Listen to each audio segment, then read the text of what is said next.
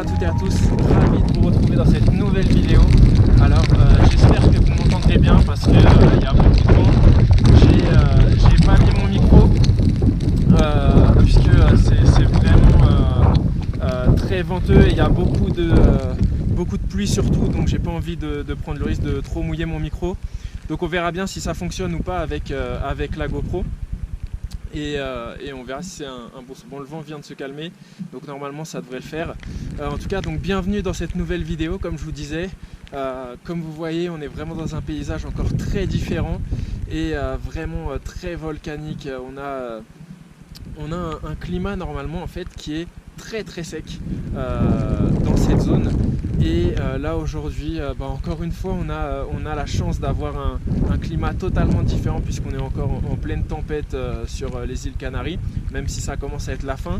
Mais voilà, du coup, ça paye de sortir vraiment par mauvais temps parce que là, en fait, je me suis arrêté ici parce que devant moi, en fait, je vais photographier une cascade. Il y a deux cascades en fait sur la montagne en face de moi, mais il y en a une qui est vraiment beaucoup plus intense que l'autre. Et en fait, je me suis arrêté parce que ça m'a émerveillé parce que normalement, comme je vous disais, c'est un climat très sec, très désertique ici.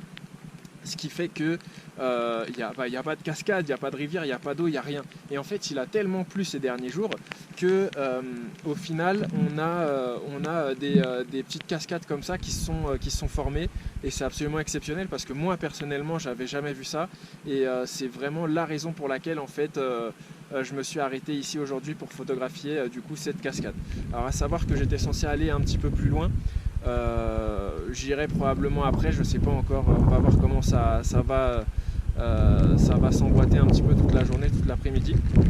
Mais en tout cas, je me suis arrêté ici vraiment pour ça, pour cette cascade, parce que je trouve ça juste merveilleux d'avoir de l'eau là où normalement c'est un vrai désert ici.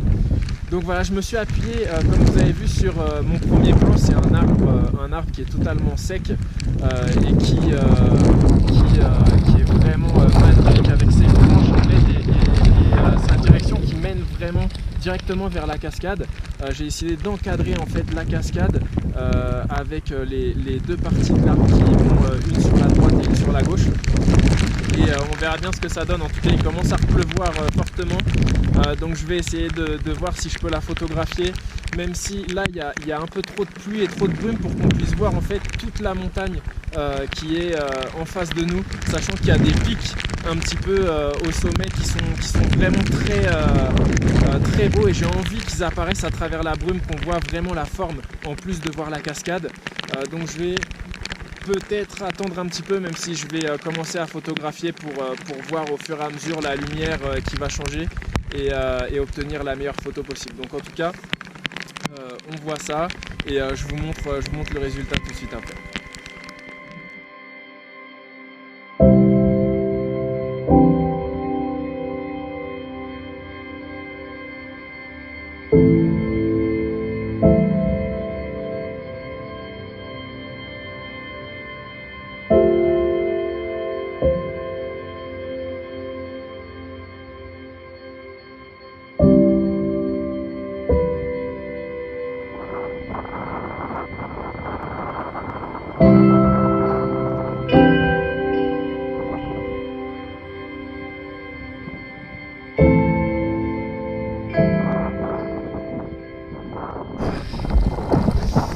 J'espère vraiment que la photo est bien.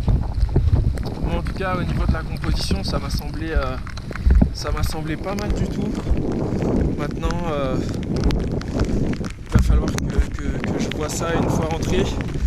En tout cas, c'était un bon moment. Ça, je pense que même si la photo est pas bonne, ça valait vraiment le coup d'avoir tenté parce que c'est vraiment rare d'avoir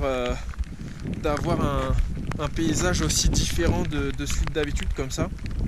Donc je suis pas du tout mécontent. En revanche, je suis vraiment trempé. Mon pantalon qui est censé être imperméable l'est plus du tout.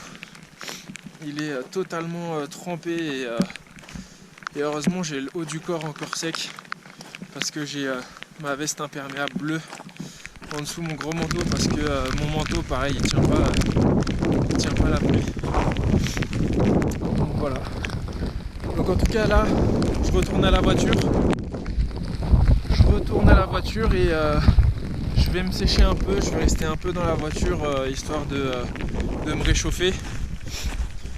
Et je vais essayer de voir si je peux aller sur l'autre endroit où j'étais censé me rendre tout à l'heure. On va voir ce que ça donne.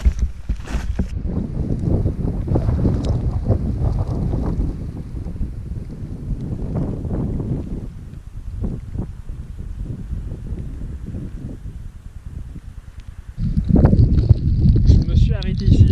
Je suis vraiment au bord de la route parce qu'elle est juste là. En fait, j'étais en train de revenir à ma voiture et en fait, il y a un sujet, plus précisément un arbre qui m'intéresse énormément. En fait, je l'avais vu déjà à l'aller quand je cherchais une composition pour ma cascade mais je ne l'ai pas pris en photo parce que j'étais tellement attiré par la cascade. L'objectif c'était vraiment de prendre la cascade en photo, donc je l'ai laissé de côté. Mais là, en revenant, en fait, je trouve que qui mérite vraiment d'être pris en photo parce qu'il est magnifique, parce qu'on a vraiment tout le paysage volcanique. On a toutes les pierres qui sont à 100% volcaniques, qui sont très sombres, et tout au fond dans le paysage, dans la brume, à travers les petites courbes, on a un arbre qui est seul dans le paysage, vraiment entouré par rien du tout, que des pierres, et il y a un seul arbre qui pousse en plein milieu. Et j'ai trouvé ça vraiment très intéressant à prendre en photo. En plus, moi qui adore les arbres, c'était vraiment le sujet parfait. Donc je me suis arrêté pour le prendre. Là, il y a, comme vous voyez, toujours du vent et de la pluie. Donc on va voir si j'arrive à attendre que ça se calme un petit peu. Et je prends ça en photo. Mais en tout cas, je pense que ça vaut vraiment le coup. Ça va vraiment être une très belle photo, assez minimaliste pour le coup. Et voilà, ce qui compte, c'est vraiment que je puisse mettre en valeur mon arbre à travers la lumière et à travers ma composition. Qu'on comprenne tout de suite, même si je pense que ce sera pas un souci, mais qu'on comprenne tout de suite que j'ai pris cette photo pour le fait qu'on ait un arbre seul dans le paysage. Donc on va voir ce que ça va donner. J'ai pas encore ma composition à 100%, il faut que je vois au niveau de la focale ce que je fais. Je pense que je vais zoomer un peu histoire de compresser un petit peu les perspectives et avoir des volumes qui sont beaucoup plus prononcés que ce qu'on a là au 18 mm par exemple. Donc voilà, je vais voir ça. Je vais attendre un petit peu que le vent se calme et que la pluie se calme. Ensuite, je nettoie un peu mon appareil photo parce que là, il est clairement rempli de pluie. Voilà. On attend que ça se calme, on fait la photo et on voit ce que ça donne.